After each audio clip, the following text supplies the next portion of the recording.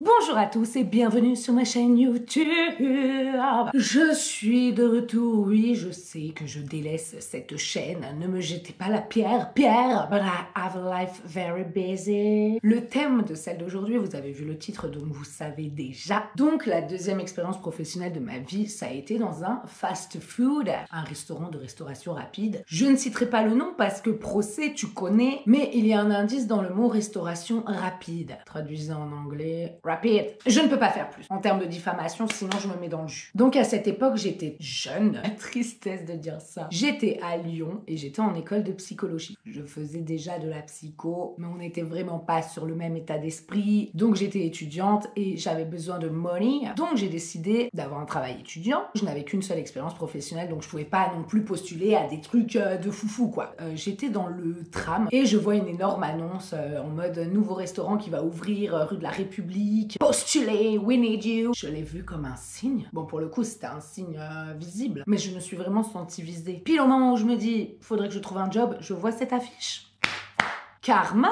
Du coup, let's go, je postule. J'ai un entretien. C'était un mec vraiment haut placé qui nous faisait l'entretien. On a matché de ouf et donc j'ai été prise. Sauf que voilà, c'était pour l'ouverture d'un nouveau restaurant et qui ne prenait que des gens qui n'avaient aucune expérience dans le domaine. Ça veut dire quoi ? Formation. On a tous été dispatchés, l'équipe sélectionnée, dans des différents restaurants de Lyon pour être formés. Et je crois qu'ils ouvraient un truc genre en janvier et que la formation avait lieu en décembre, un truc comme ça. Ça allait être un gros événement en fait, l'ouverture de ce restaurant à République. Et j'ai compris qu'en fait les gens voulaient y être. Genre que les gens étaient jaloux que nous on y soit alors qu'on n'était même pas des équipiers formés. Du coup on n'a pas été accueillis à bras ouverts et certainement pas par le responsable qui m'a prise en grippe. Je ne sais pas pourquoi. Enfin si, une fois il m'a dit toi t'as toujours le sourire, ça donne envie de te l'enlever. Je peux vous dire qu'il a tout essayé pour me l'enlever. Il n'y est pas arrivé. Donc quand j'étais formée par des équipiers, ça se passait super bien, on s'entendait quand même assez bien. Par contre dès que c'était lui, il avait un truc contre moi. Et en plus moi je rigolais tout le temps, genre je suis quelqu'un comme ça en fait. Si je rigole pas quand je fais quelque chose, il y a aucun intérêt à ce que je le fasse. Donc je voyais le responsable que je l'énervais quand je rigolais,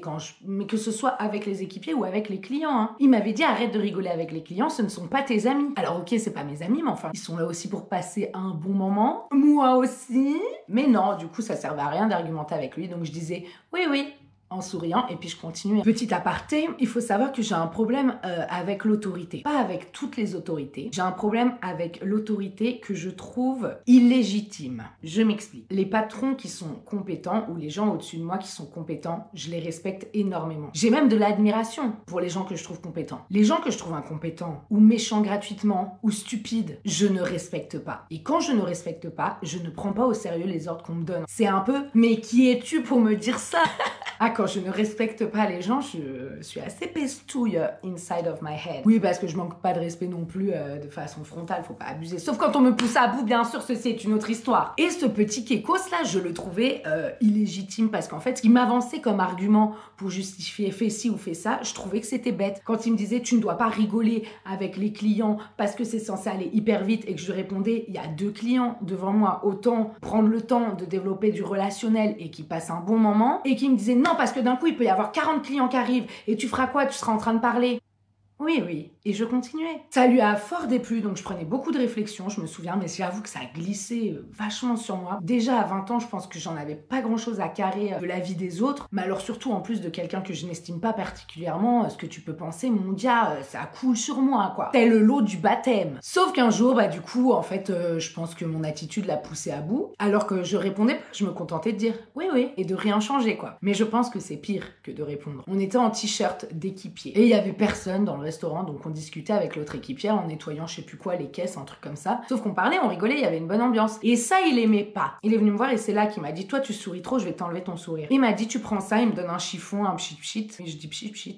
Vous dites pas pchit. Et tu vas aller laver la baie vitrée du resto. Je dis ouais, ok, pas de souci et tout. Il me dit non, tu vas aller laver de dehors. Tu vas laver l'extérieur. On était en décembre et il neigeait. Donc je dis, ah ok, je prends mon manteau parce qu'il était au vestiaire. Il me dit, non, non, tu vas comme ça. Il me regarde, je sens qu'il attend une réaction. Et je lui fais, oui, oui. Je vais dehors, sous la neige, avec le pchit et le truc, et je commence à frotter les trucs.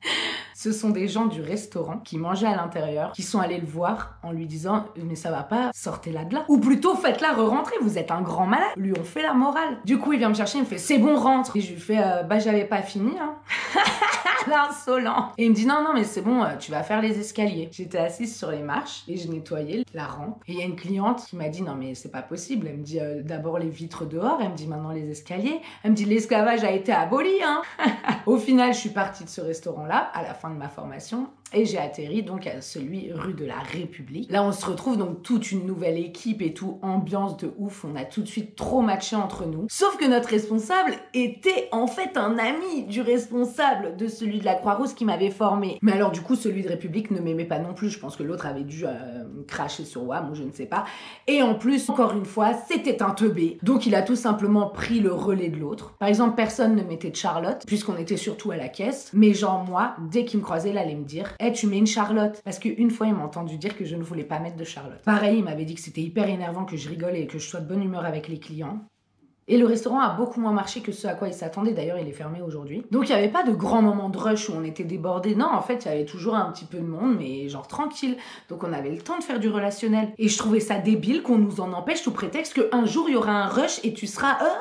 Il y avait trop une bonne ambiance entre nous. Et en fait, ça insupportait le manager parce que du coup, on était hyper solidaires. Donc, quand ils disaient des trucs débiles, on se défendait les uns les autres. Et donc, ils ont instauré un truc de compétition entre nous. Ils ont fait un tableau où ils classaient ceux qui étaient les plus rapides. Parce que quand on prend une commande, en fait, il y a un chronomètre qui se lance et quand on encaisse, bim, ça ferme le chronomètre en gros. Donc, ils faisaient un classement. Sauf qu'on en avait strictement rien à faire. Une fois, ils m'ont fait nettoyer la machine à glace. Faut savoir que personne ne la nettoie jamais. Fallait prendre un tabouret de bar, monter dessus. Faut savoir que j'étais bien plus épaisse à cette époque-là. Je serais tombée, j'aurais roulé jusqu'au Rhône. Mais c'était dans une volonté d'humilier. Sauf que moi, je transformais tout en blague. Meilleur moyen de défense, l'humour. Faut pas s'énerver, ça ne sert à rien, ça bouffe de l'énergie pour rien. On met 1 heure à se remettre d'1 minute de colère. Alors très concrètement, je vais pas amuser le body pour les gens qui n'en valent pas la peine. Prendre les choses à la rigolade, ça permet de vivre beaucoup plus longtemps et de façon plus relaxe. Donc j'étais là sur mon tabouret et je devais pchiter du truc, je sais pas quoi. Il y a toujours du pchichi dans l'histoire, hein, vous remarquerez. Sauf que je fais une couille et qu'en fait j'ai pchité dans la glace. Il faut savoir qu'il y a des litres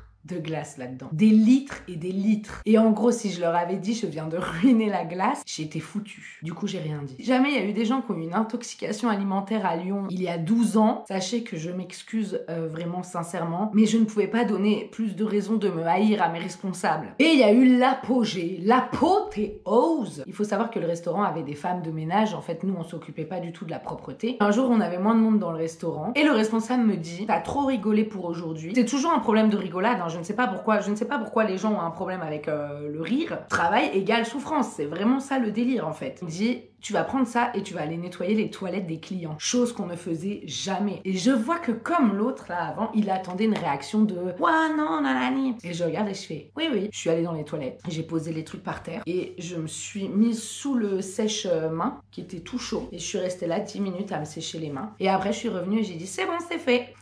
Et il me dit, si je vais vérifier, c'est propre. Je lui dis, bah, c'est les toilettes des femmes, t'as pas le droit de rentrer, non? Voilà un exemple de mon insolence, mais c'est pas vraiment de l'insolence, vous voyez. Au final, si j'ai choisi de démissionner, parce que j'ai démissionné. D'ailleurs, j'ai dû démissionner en ayant un entretien avec le premier mec qui m'avait recruté et avec qui ça s'était super bien passé. Et il a essayé de tout faire pour me retenir. Il m'a même proposé de me transférer et tout dans un autre restaurant. Mais non, quand je choisis que c'est terminé, c'est terminé. Dans n'importe quelle situation, ça me prend comme ça. La veille, tout va bien. Le lendemain, c'est fini. Et je ne reviens pas en arrière. Mais c'est après avoir subi beaucoup. C'est aussi le cas dans mes relations d'ailleurs. Du coup, cette expérience dans la restauration rapide, ça a été aussi ma première expérience de harcèlement au travail.